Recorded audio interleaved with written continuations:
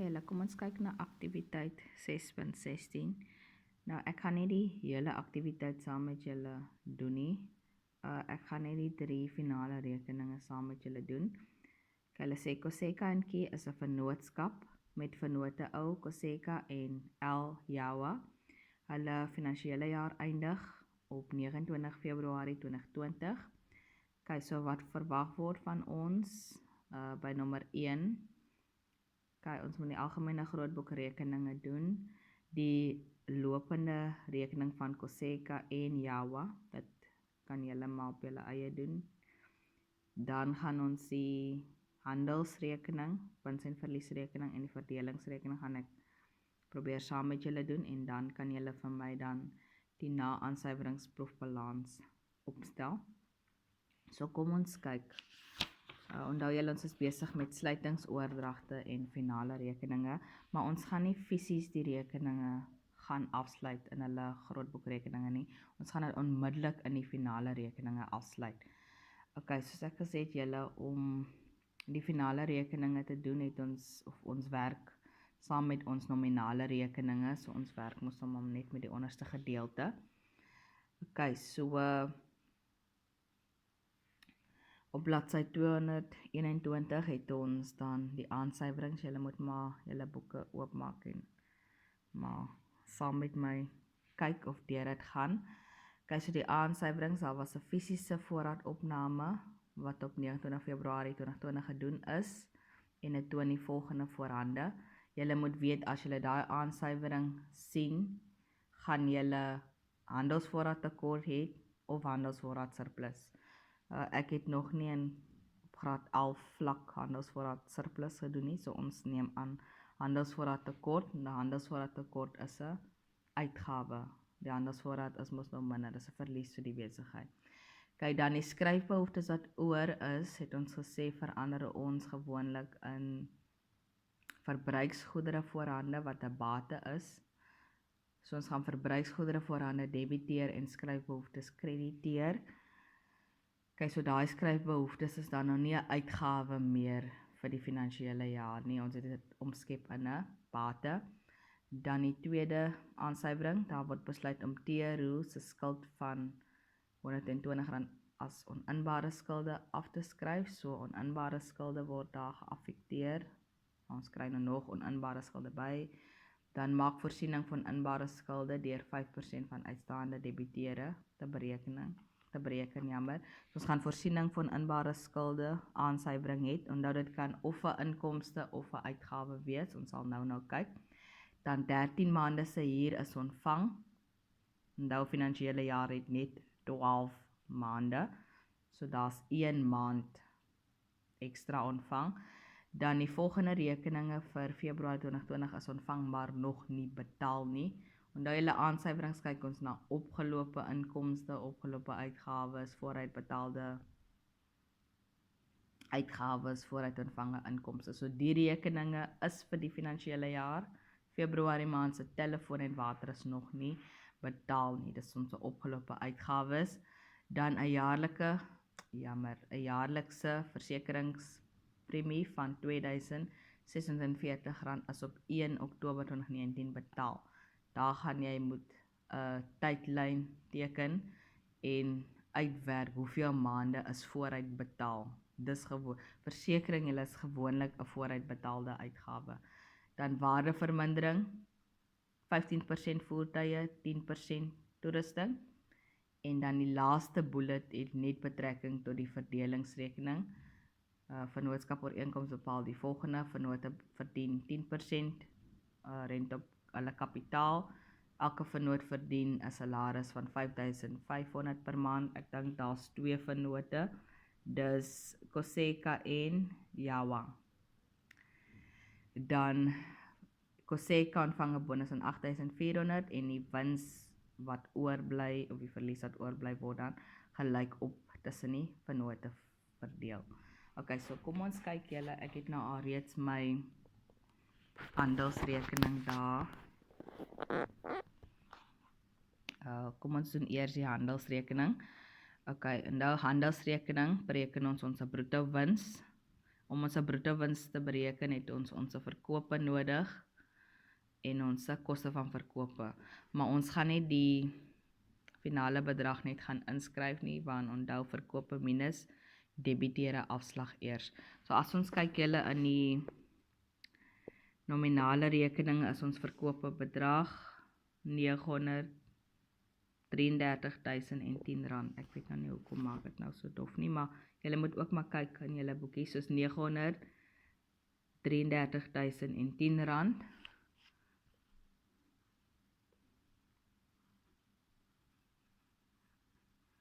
En ons trek debiteerde afslag af. Debiteerde afslag staan op 2410.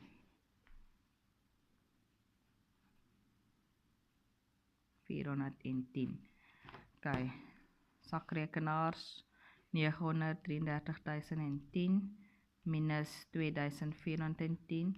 So die verkope bedrag is dan 930.600 en ek skryf dit maar sommer hieronder, want ons verwag maar dat die verkope meer is as die koste van verkope.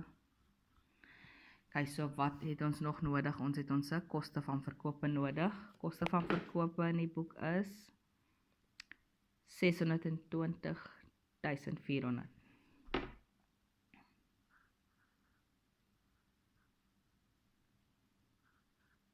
Okay, so nou kan ons bruto wins bereken.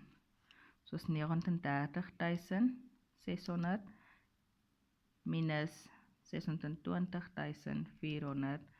So ons bruto wins is 310.200.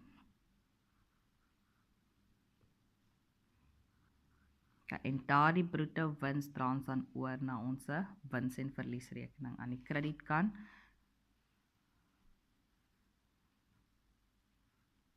Okay, so ons het daarom die eerste rekening voltooi.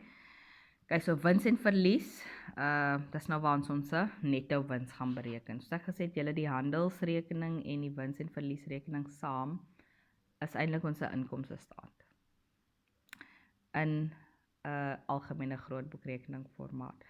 Okay, so ek wil ook noem julle voor ek aangaan, die handelsrekening en die wins en verliesrekening het nie saldos nie, asseblief julle. Die balanserende bedrag is either die bruto wins of die netto wins.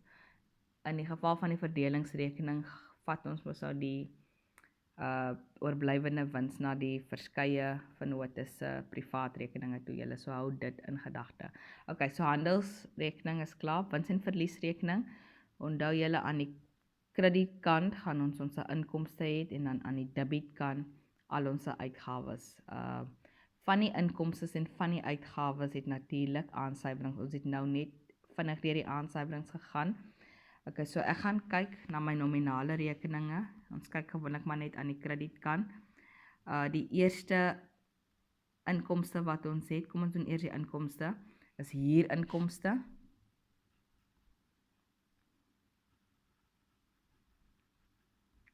Okay, en julle behoort byna al te weet, huurinkomste is daar altyd 'n aansyfering. So die huurinkomste bedrag is huidiglik, kom ons kyk. Huurinkomste, daar sê die bedrag is 14.059. Ek maak my hakkie oop. Nou ons laas jaar gewerk het julle, hakkie oop. En ek dink aansyfering nommer 1 2 3 4 5. Nee, 4. 1 2 3 4 sê 13 maande se huur is ontvang. So in daai R14.059 se 13 maande se huur en dit moet net 12 maande wees. So om huur per maand te kry, deel ons dit deur die aantal maande. Dit is 14.059 gedeel deur 13 maande. So die huur is R1.051 per maand. En dan nou 1 maand is vooruit ontvang. Nou enige iets vooruit ontvang of vooruit betaal, trek ons af. So, my ding het nou net afgegaan. 14.059 gedeel deur 13, so dis minus 1.051. So 1 maand se huur is vooruit ontvang. Okay, so dis 14.059 minus 1.150. Ek kry dan 13.800. Klaar met huur. Okay, dan gaan ons na die volgende inkomste. So ek sê, ek kyk maar gewoonlik aan my kredietkan. Ek sien daar rente op lopende rekening R870. So die volgende ene is dan rente op lopende. Okay, in die inkomste staat kom al die rentes aan die einde van die inkomste staat. Onthou net dit. Jammer vir my handskrif is rekening. Dis R870. Okay, dan is daar nog enetjie korting ontvang. So ons het korting ontvang van R1.464 en ek het nêrens gelees dat daar aansuiwering is nie, so ons kan dit maar net gaan inskryf.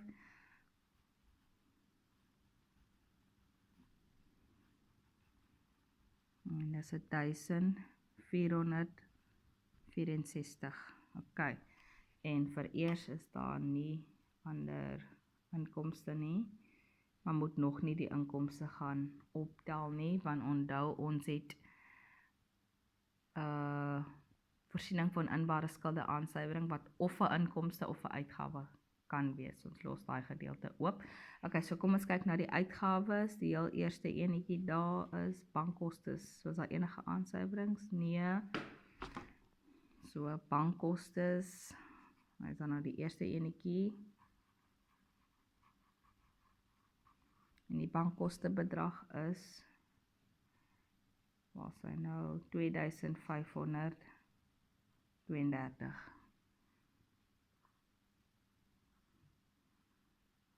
Okay, ons het hom.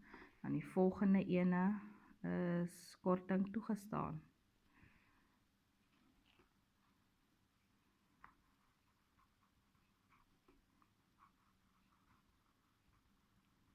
En korting toegestaan is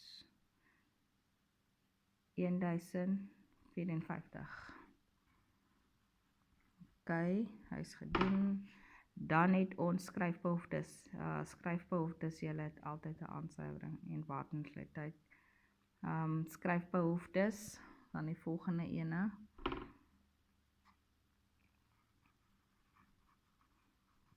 Julle kan dit maar saam met my inskryf. Okay, skryfbehoeftes, kom ons maak hakkie oop. Skryfbehoeftes staan alreeds op 1.685. So dis 1.685 en dis die heel eerste aansuiwering. Daar skryfbehoeftes van R112 oor. En ek het mos so gesê, julle enige skryfbehoeftes wat oor is aan die einde van die finansiële jaar omskep ons in 'n bate wat ons noem verbruiksgoedere voorhande. So verbruiksgoedere voorhande debiteer ons met R112 en dan skryfbehoeftes krediteer ons met R112.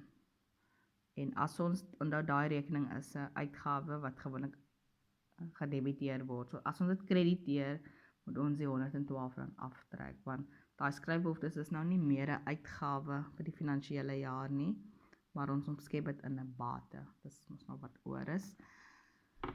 Hakkie toe.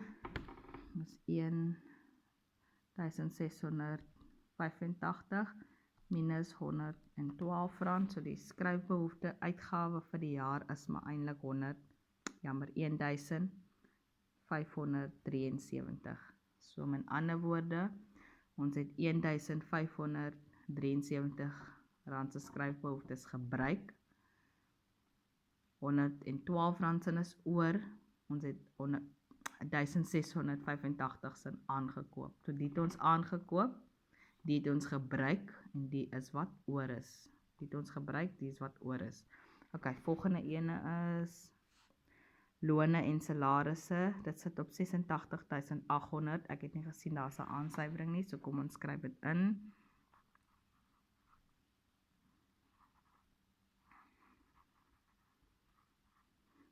Nou al hierdie folios is AJ. Almal moet wees AJ. Ek het nou nie in gaan skryf nie, maar julle moet maar vir my inskryf, dis AJ. Skryf, ja, my loon en salarisse is, want het gesê dis 86.800. Kyk dan, volgende enetjie is versekering. Versekering, en kan julle onthou, daar was 'n aansuiwering, vooruit betaal, so die enetjie het 'n tydlyn nodig, maar kom ons skryf net eers die bedrag in. So versekering sit al reeds op 7.240. OK. So kom ons maak 'n tydlyn gou julle. Kan ek sommer hierso doen. OK, so hulle sê by aansuiwering nommer daar sê 'n jaarlikse versekeringspremie van R2040 is op 1 Oktober 2019 betaal. En ons weet versekering sit al reeds op 7.240. So hier sit ons 'n tydlyn nodig julle. Ons weet daai finansiële jaar eindig 29 Februarie 2020. So dit begin dan, jammer, ek beweeg so rond julle, ek probeer maar. So die finansiële jaar begin 1 Maart 2019 en ons is mos nou besig met die einde van die jaar wat 29 Feb 2020 is. Nou daai versekeringspremie is die 1 Oktober 2019 betaal, so dis iewers hierso, gaan dit maar net so hierso skryf. Dis iewers daar 1 Oktober 2019 en die premie was 2000. Dit was 2640. OK. En is 'n jaarlikse een. So jaarliks is 12 maande. Die enetjie hulle is altyd vooruit betaal. So ons moet eintlik maar net gaan kyk hoeveel maande is vooruit betaal. So as ons kyk hoeveel maande is eintlik nou vir die huidige finansiële jaar betaal, dis Oktober. Ons moet Oktober intel, want is die 1ste, as dit die 30ste was, dan het ons dit nie ingetel nie, so dis Oktober, November, Desember, Januarie, Februarie, so 5 maande is vir die huidige finansiële jaar. En dan is daar 7 maande vooruit betaal. Dis mos nou 12 minus 5. So 7 maande is eintlik vooruit betaal, maar kom ons kyk, so 2046 maal met 5 oor 12. So vir die huidige finansiële jaar 2640 maal met 5 gedeel deur 12. So vir die huidige finansiële jaar is daai R1001 reg. So ons moet nog gaan kyk. Vooruit betaal was mos nou 7 maande. Dan sê ons maar net maal met 7 gedeel deur 12. So ons het eintlik 1540 vooruit betaal. Ons gaan net daai bedrag nodig het, julle die 7 maande wat vooruit betaal was. OK, daai is die lang manier om dit te doen. Die korter manier sou dan natuurlik net gewees het. As ons die 5 maande, jy kry mos so die 5 maande eerste, die 1100, kon jy die 1100 af gaan trek het van die R2047 af, en dan sou jy dieselfde gekry, die bedrag wat